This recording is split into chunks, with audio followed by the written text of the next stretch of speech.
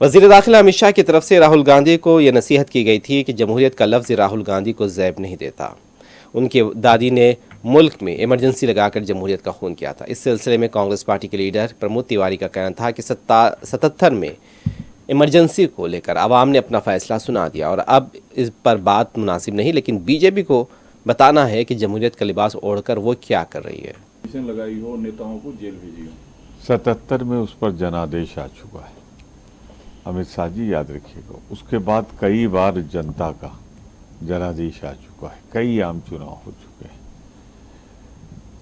जहाँ तक सवाल इमरजेंसी का था, उस पर कांग्रेस ने अपना स्टैंड हमेशा साफ कर दिया था। सन 77 में भी, 80 में भी प्रबल जनादेश कांग्रेस को मिला था।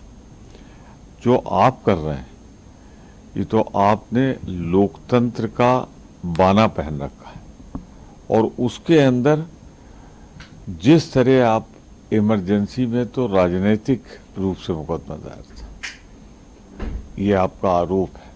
वो आप तो जिस तरह आपराधिक मुकदमों के साथ दो मुख्यमंत्रियों को जेल में डाल दें, तो याद रखिएगा आपने स्वीकार कर लिया कि हमारी आलोचना मत करो, हम तो पहले अपने दादी की बात करो।